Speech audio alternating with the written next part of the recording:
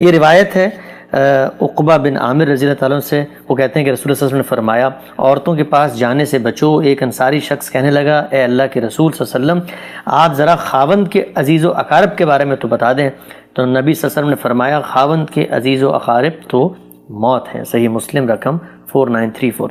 اسی طرح سے رسول اللہ صلی اللہ علیہ وسلم کا ایک اور فرمان ہے کوئی بھی عورت کسی مرد سے محرم کی موجودگی کے بغیر خلوت نہ کرے۔ اور ایک اور روایت میں پڑھ دیتا ہوں، وہ یہ کہ دیور تو موت ہے۔ تو اس سلسلے کی بہت ساری روایتیں ہیں۔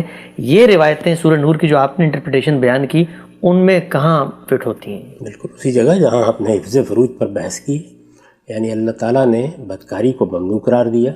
اس کے لیے جو اللہ تعالیٰ کی طرف سے ہدایت کی گئی وہ ہدایت یہ تھی کہ شرمگاہوں کی حفاظت کی جائے۔ میل ملاقات کے عمومی مواقع پر ہم نے اس کی پوری تفصیل بیان کی۔ اس کا ایک لازمی نتیجہ یہ ہے کہ ہر شخص کو یہ تلقین کی جائے کہ خواتین کے ساتھ الگ سے خلوت میں بیٹھنے سے اجتناب کیا جائے۔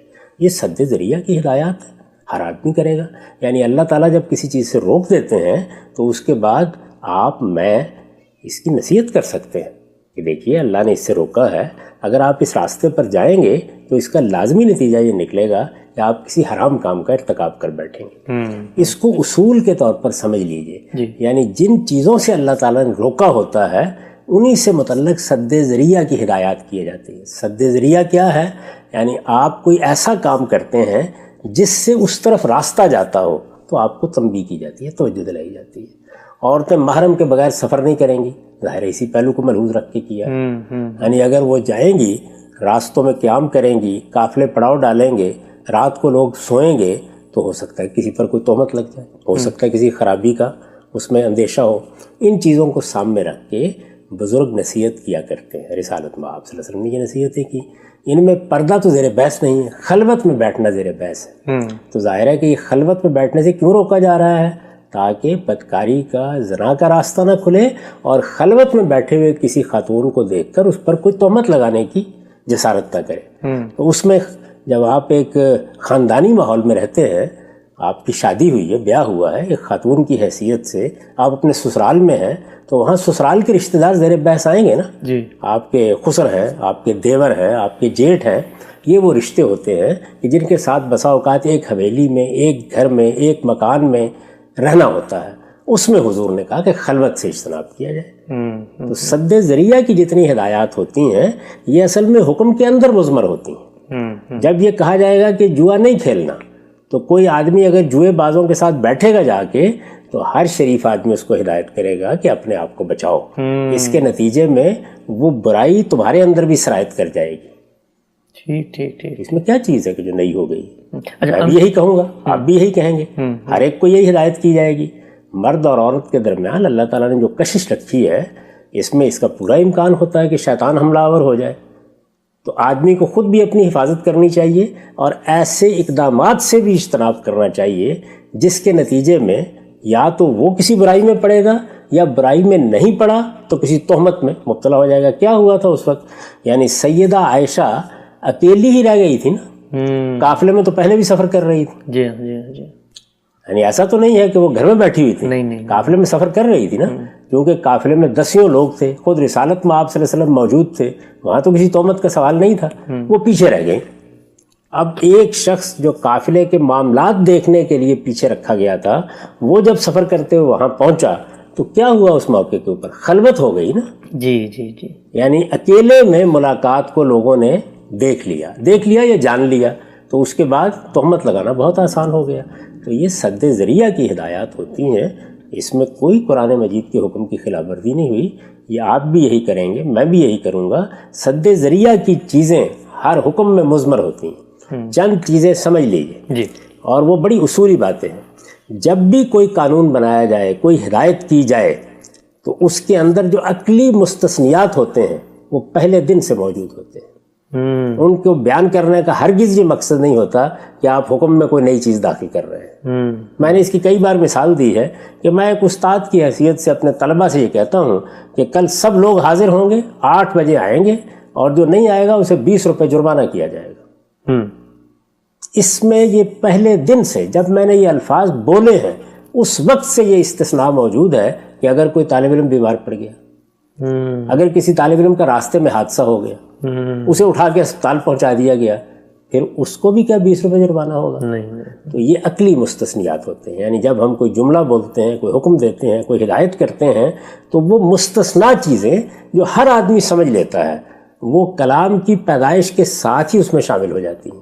اسی طرح سے جب کسی چیز سے بچنے کے لیے کہا جائے تو سد ذریعہ آپ اس سے متعلق ہو جاتا ہے۔ جب آپ کو یہ کہا گیا ہے کہ آپ لوگوں کی جان کے لیے خطرہ نہ بنے، اس کے لیے آپ دیکھیے کہ ٹریفک کے قوانین بنائے گئے، یہ شریعت میں لکھے ہوئے تھے، قرآن مجید میں تھے، تورات و انجیل میں تھے، کسی حدیث میں بیان ہوئے تھے، یہ سد ذریعہ کے قوانین ہیں۔ آپ ان کی پابندی کرتے ہیں نا، یہ ریاست کی طرف سے بنائے جاتے ہیں، ان پر جرمانے بھی ہوتے ہیں۔ اصول کیا ہے؟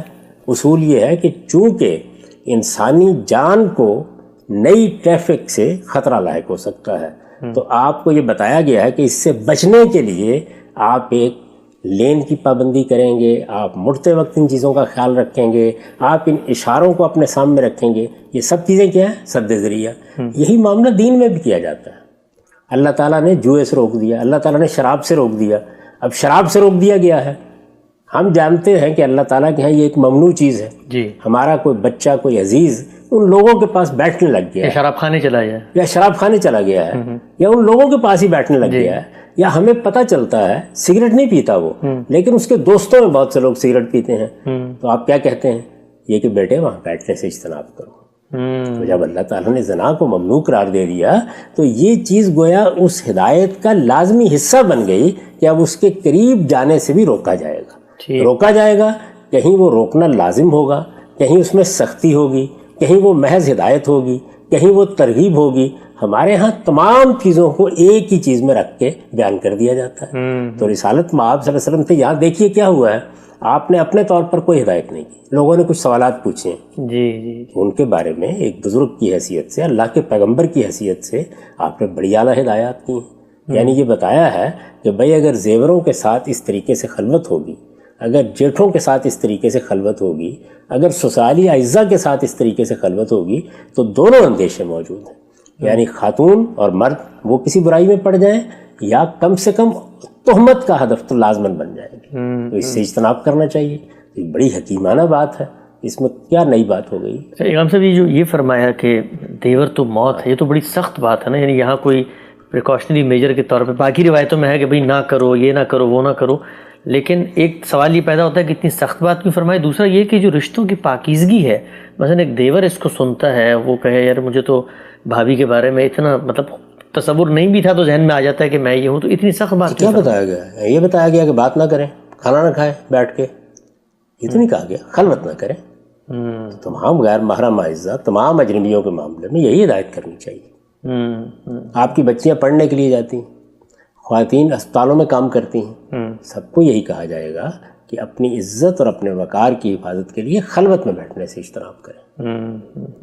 یہ ہدایت تو آج بھی کی جائے گی، یعنی وہاں دیور کے لیے کی گئی ہے اس لیے کہ خاندانی معاشرت ہے۔ آج شاید کھیتوں میں کام کرنے والوں کو یہ ہدایت کی جائے، شاید اسپتالوں میں کام کرنے والوں کو یہ ہدایت کی جائے، رات کے وقت کی بعض اوقات ڈیوٹیز ہوتی ہیں، رہنا پڑتا ہے، تو اس میں توجہ یہی دلائی جائے گی کہ اگر آپ خلوت کو روا رکھیں گے تو یہ تو موت ہے، یعنی اس کا شدید اندیشہ ہے کہ یا کسی برائی میں پڑ جائیں گے اور یا برائی کی تہمت لے کے واپس آ جائیں گے۔ ٹھیک، ہم سب لوگوں نے اس کا یہ بھی اہتمام آج کل کیا ہوا ہے، اور جس سے حکم کی منشا پر عمل ہو سکتا ہے۔ مثلا آپ خلوت میں بیٹھے ہوئے ہیں تو یا تو کوئی کیمرہ لگا دیا ہے جو لوگ مانیٹر کر رہے ہیں، یا کسی ایسے مقام پر ہیں اگرچہ خلوت ہے لیکن لوگ چاہیں تو آپ کو دیکھ بھی سکتے ہیں، تو وہ اندیشہ نہیں ہے کہ کوئی تعدی یا کوئی غلط کام ہو، تب بھی حکم کی منشا پہ عمل ہو جائے۔ ظاہر اصل مقصود یہی ہے نا، یعنی پیش نظر مقصد کیا ہے؟ یہ ہے کہ آپ کو یہ احساس رہے کہ آپ تنہا نہیں ہیں۔ یہ احساس کیا کرے گا؟ یہ دوسروں کی تہمت سے آپ کو بچائے گا۔ آپ کے اندر اگر کوئی برا میلان پیدا ہوتا ہے تو اس میں ایک رکاوٹ بن جائے گا۔ انسان بڑا کمزور واقع ہوا ہے، اس کا معاملہ یہ نہیں ہے کہ وہ اپنے آپ کو کسی خطرے میں ڈال دے اور اس کے بعد یہ کہ اب میں بچ کے دکھاؤں گا، نہیں، ہمیں یہ تعلیم دی گئی ہے کہ ہمیں عاجز بندوں کی طرح رہنا چاہیے اور اپنے آپ کو خواہ خطرات میں نہیں ڈالنا چاہیے۔ اور پھر عرض کر دوں کہ ایسی تمام چیزیں، خواہ وہ مستثنیات کی نوعیت کی ہوں، خواہ وہ سد ذریعہ کی نوعیت کی ہوں، یہ کیا حکم کا منشا بتاتی ہیں؟ یہ بتاتی ہیں کہ تم نے اس اصل چیز سے بچنا ہے۔ تو اصل چیز میں پڑھنے سے آدمی کو بچنے کی کوشش کرنی چاہیے. اور یہ ہدایات اپنی نوعیت کے لحاظ سے کیا ہوں گی؟ کہیں یہ محض ترغیب ہوگی، کہیں محض نصیحت ہوگی، کہیں محض ہدایت ہوگی، اور کہیں ایسی چیز بھی ہوگی کہ اگر یہ طریقہ اختیار کرو گے تو اس میں تو اپنے لیے ہلاکت کا سامان کرو گے. صحیح. یہ تو آپ بھی بولتے ہیں موت کا مطلب کیا ہے؟ یہ تو ہلاکت ہے. اس میں اپنے آپ کو بڑی مشکل میں ڈال لو گے، یعنی روحانی بڑا ہلاک ہو جائے گا. تو یہ بات بالکل واضح بات ہے.